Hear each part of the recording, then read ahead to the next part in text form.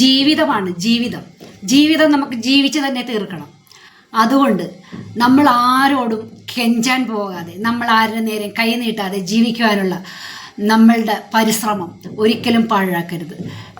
അതായത് നമ്മളിപ്പം കല്യാണം കഴിച്ചിട്ട് പഠിക്കുന്നവരുണ്ട്, ജോലി ചെയ്യുന്നവരുണ്ട്, കല്യാണത്തിന് മുമ്പ് ജോലി സെറ്റിൽഡ് ആയതിനു ശേഷം കല്യാണം കഴിക്കുന്നവരുണ്ട്.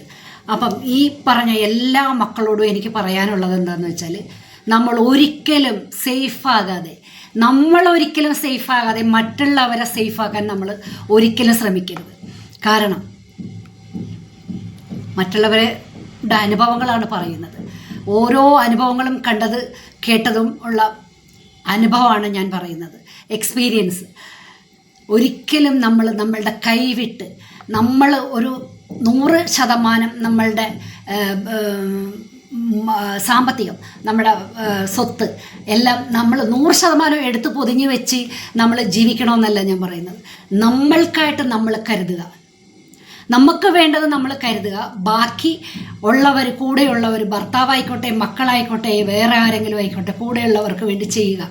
നമ്മൾ സേഫാകാതെ, നമ്മുടെ സന്തോഷം നമ്മൾ വകവയ്ക്കാതെ, നമ്മളുടെ ചെറിയ ചെറിയ സന്തോഷങ്ങൾ നമ്മൾ ഒരു ഭർത്താവിൻ്റെ കൂടെ ഭർത്താവില്ലാത്തവർക്ക് ഒരു ഫ്രണ്ട്സ് ആകാം, അല്ലെങ്കിൽ പുറത്തു പോകേണ്ട ഒരു ടൂറും ആകാം, ഒരു ഫിലിം ആകാം, ഇതൊന്നും വക ഇല്ലാതെ വർഷങ്ങളോളം മക്കൾക്ക് വേണ്ടി ജീവിച്ചിട്ട് ഒന്നുമില്ലാത്ത അവസ്ഥയിലാകാതിരിക്കുക.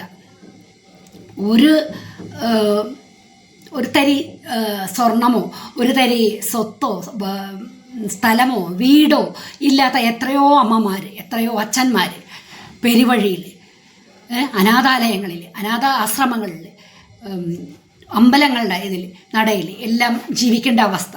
എന്തുകൊണ്ടാണ്?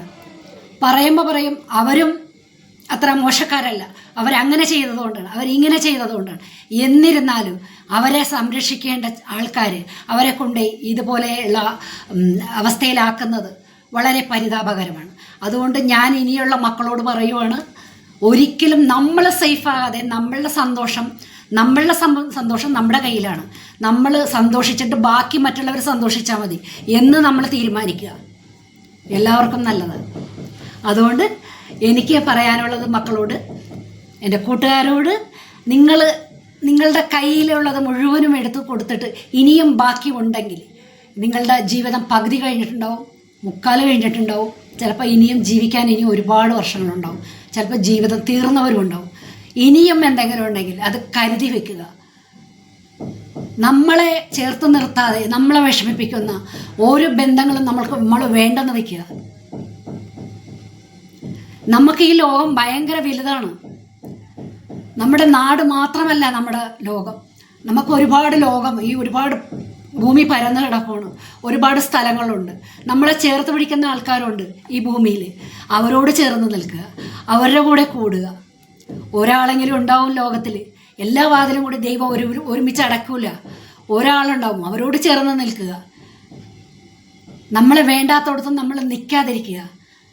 നമ്മളെ സ്വീകരിക്കാത്തവരുടെ അടുത്ത് നമ്മൾ പോകാതിരിക്കുക. നമ്മളെ സ്വീകരിക്കണവർക്ക് നമ്മളുടെ സ്നേഹവും നമ്മളുടെ കരുതലും നമ്മളുടെ എന്തുണ്ടോ, നമ്മൾക്ക് സ്വത്തുണ്ടോ മുതലുണ്ടോ, നമ്മൾ അവർക്ക് വേണ്ടി ചെയ്യുക. അപ്പം നമ്മൾ ഒരിക്കലും ഒരുപാട് ആൾക്കാരെ ഞാൻ കണ്ടിട്ടുണ്ട്, മക്കൾക്ക് വേണ്ടിയും കുടുംബത്തിന് വേണ്ടിയും സഹോദരങ്ങൾക്ക് വേണ്ടിയും ജീവിതം തീർത്ത ആൾക്കാരുണ്ട്. എന്നിട്ട് ദുരിതത്തിലിരുന്ന് കരയുന്നവരുണ്ട്. അതുപോലെ ഞങ്ങൾ ഒരിക്കലും ആകാതിരിക്കുക. ഇന്നെനിക്ക് ഇത്രേ പറയാനുള്ളൂ. നാളെ ഞാൻ ബാക്കിയായിട്ട് വരാം. അപ്പോൾ എല്ലാവരും വാച്ച് ചെയ്യണം, എന്നെ ഫോളോ ചെയ്യണം കേട്ടോ. ഓക്കെ, കമൻറ്റ് ചെയ്യണം, അഭിപ്രായങ്ങൾ പറയണം കേട്ടോ. Okay, by.